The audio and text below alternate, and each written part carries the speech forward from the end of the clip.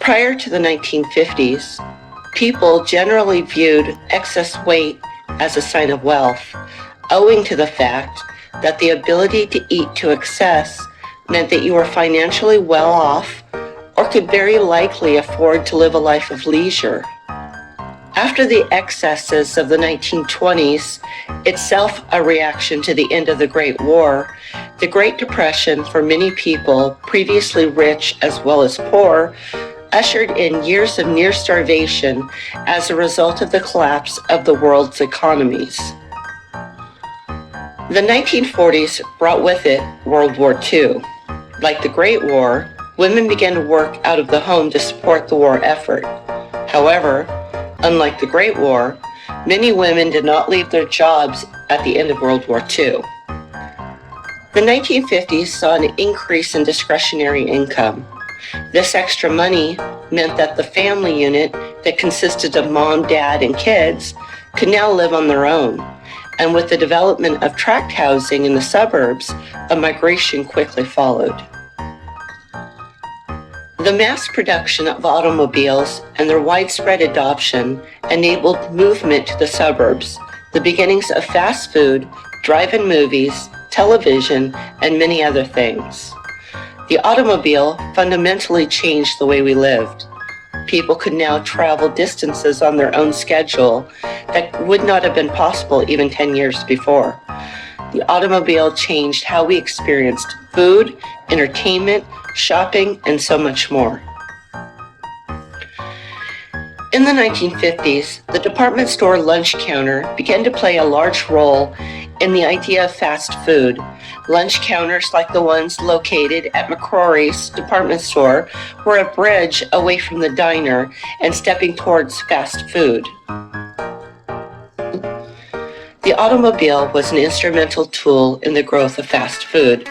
Places like car hops, the first pizzerias, and the first hamburger places all offered a more specialized but smaller menu revolving around food items that could be prepared relatively quickly. Along with this idea of fast food also came the idea of entertainment. Girls on roller skates are a great example of this. That same disposable income in the 1950s also allowed for a television in progressively more homes. The television became the center of the family. This is a change from the 1940s when radio ruled the airwaves and the family would gather around it. The television also changed how people ate. The kitchen was now a place where food was prepared, but the living room in front of the television was now where the family ate together, yet separately on TV trays. The television really focused the capabilities of advertising in the 1950s. Sponsors would oftentimes incorporate their products into the TV shows they were advertising on, with the end result that oftentimes you didn't know where the show began and where the commercial ended. Also at this time, ads became more targeted to a particular audience. Television shows in the 1950s catered to a variety of tastes, from family TV shows like I Love Lucy and Father Knows Best, to daytime dramas for women, sporting events for men, music programs, as well as game shows like the $64,000 Question and Beat the Clock. Television for the day started at about 6 o'clock in the morning with the national anthem and sign-on, and ended at approximately 10 o'clock in the evening, again with the national anthem. Along with the extra income, families were able to purchase appliances for their new homes. Television ads in the 1950s heavily emphasized the ability of these new appliances to save the housewife meaningful chunks of time cooking and cleaning, allowing the housewife more free time and also allowing the family to be able to spend more time together in front of the television. Television ads also emphasized the foods that would also save the housewife time in the kitchen. Highly processed foods like Cheerios were there to get breakfast off to a great start quickly. Prepackaged sweets were easy to buy and have around the house, and TV dinners were meant to be quick and nutritious for all.